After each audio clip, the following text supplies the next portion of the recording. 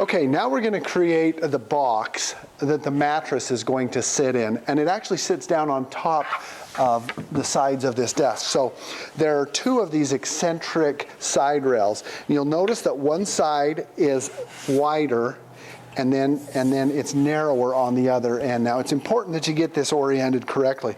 And you can see that I'm working on what is the left side of the bed. So this is all the left side.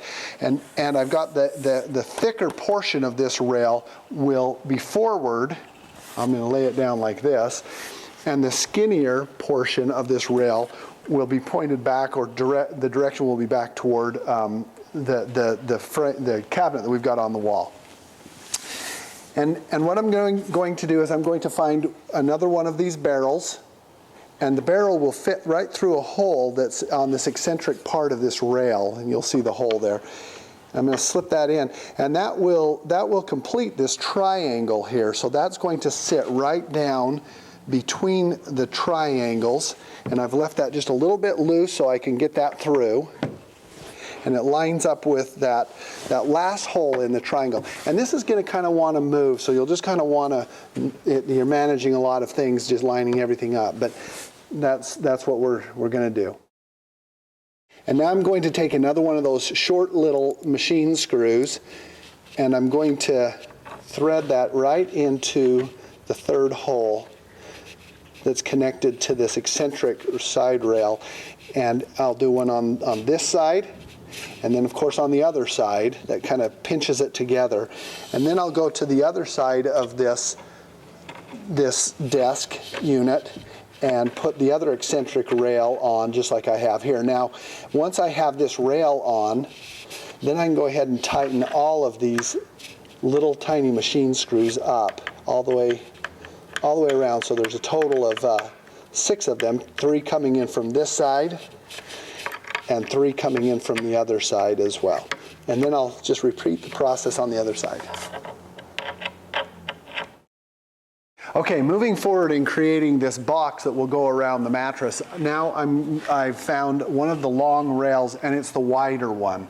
One of the rails, this solid wood piece, is right at the flush with one side of it. This one, it's about 1/3 in, and so that's the one we're going to use to create the rail that goes across the front of this box we're creating. And from the manila envelope, I found some hardware that I want to explain to you. And again, from the manila envelope, I found 4 of these 2.5-inch black screws. There's 4 decorative black washers, and then 6 1.25-inch dowels that we'll use in attaching this rail to the front of this unit we're building. Now you'll notice in the end of the rails there are 3 holes that will accept these dowels, and you'll want to go ahead and put them in and just force them in as far as they'll go. Make sure that they're pushed down all the way. So I'll put in the 3 on this side, and then Dan will go ahead and put in 3 on that side. Just pushing those in all the way. And that will line it up. Now, you'll notice again that there's a solid hardwood piece, and that's going to line up with the solid hardwood pieces that are on these eccentric rails. So that hardwood piece will be on the inside of this box. And we'll go ahead and put those dowels into the holes that are provided in the side there. And then that will line up these rails.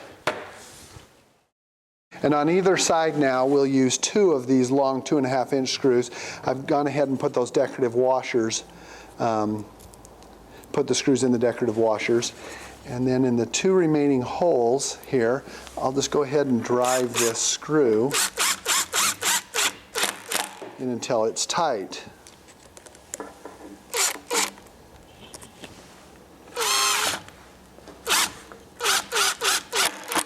Now I'll go repeat the process on the other side. And now I'm kneeling back toward the back where there's going to be one more rail, and you'll notice that there are 3 holes there. 2 of the holes, the upper and the lower hole, take some of those connecting bolts that have the collar that we've been using. So I'll just go ahead and thread those in. 2 on either side, and of course I'm leaving that center hole vacant. That's going to accept a dowel here in a minute. But I've got 2 here, and now I'm going to go repeat the process on the other side. Okay, now we're ready to insert the last rail here. And if you look at the end of this rail piece, there is a hole that allows the dowel to go between the two cam fittings. And so I'm going to get one on either side. And then we'll go ahead and, again, the solid wood member here that's flush with the bottom now will be on the inside, kind of creating a ledge. And so we'll go ahead and put the dowel in place and those connecting bolts in, or those cam fittings in place. And then we'll tighten those last 2 cam fittings on either end.